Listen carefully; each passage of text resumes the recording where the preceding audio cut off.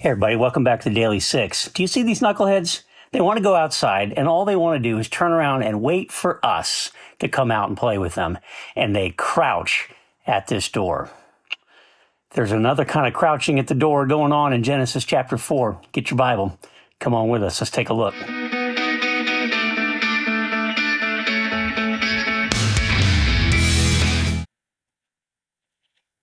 You can feel the desire, don't you? Right? Just to want to play, and they get pretty wound up about it, right? Well, there's this concept we've been reading about in Genesis chapter 4. I don't wonder if you have it open there. This idea of sin crouching at the door, and there is such a profound desire that's a part of that. You got it? Genesis chapter 4 open. Verse 6.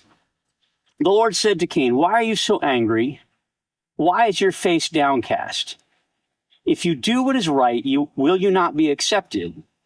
But if you do not do what is right, sin is crouching at your door. It desires to have you, but you must master it." You see, Cain was feeling in some manner disappointed that God had not accepted his offering. He tried to give God his best, but it really wasn't. He hadn't offered it in faith. We looked at that. And so he gets disappointed that God is viewing his intensity, his heart. God is viewing it differently than Cain did, and he's very upset about it. And so the Lord is interacting with him and saying, you got to be careful here, brother, because there's sin crouching at your door. You have to make a decision. You have to make a decision to do what's right, or it's going to get you. And I love that phrase, that concept, where he says, you have to master this, right? You've got to get serious enough about this that you understand the dynamic of sin, and you're going to do something with it to resist it. I'm thinking of the Gospel of Luke, chapter 22. It's the night that Jesus was betrayed, and he's warned his disciples, you're gonna end up betraying me, every one of you. And Peter's like, no, I won't. And Jesus says, no, Simon, you are going to fail me. But notice it in Luke 22, verse 31, where Jesus says, Simon, Simon, Satan has asked to sift you as wheat. In other words, Satan has come and he has asked if he can cut you down and cut you off. Satan has asked to sift you as wheat. Verse 32, but I have prayed for you, Simon, that your faith may not fail. And when you've turned back, strengthen your brothers. So I see this kind of as the same warning, right?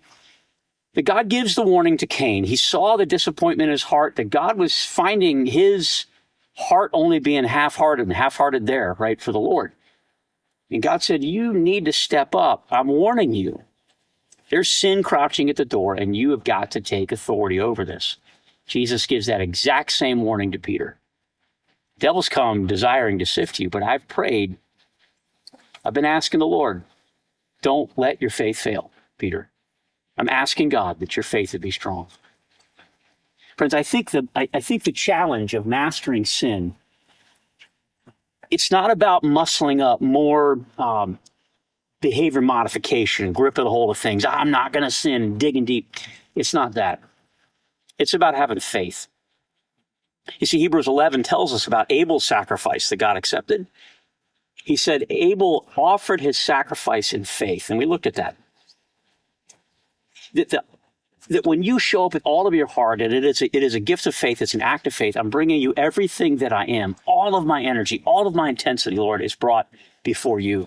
When we show up like that, no matter what it is we bring him, we're bringing him our best when we come to him in faith. But when we don't have faith, when our faith fails us, that's when Satan can get a hold of us, he can grip us, and he can make our sin gets us, it springs upon us. Well, when we read on to the story of what happened to Cain, God had warned him.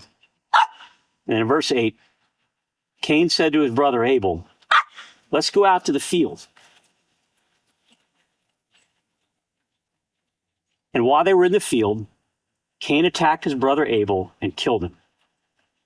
And the Lord said to Cain, where is your brother Abel? He says, well, I don't know. Am I my brother's keeper? And the Lord said, what have you done?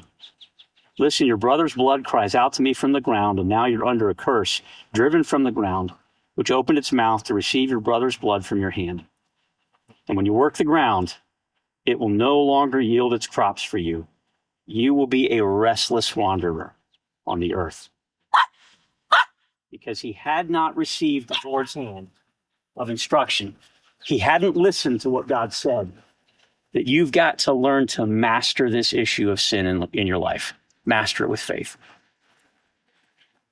Friends, here's what I wonder if you could do this with me.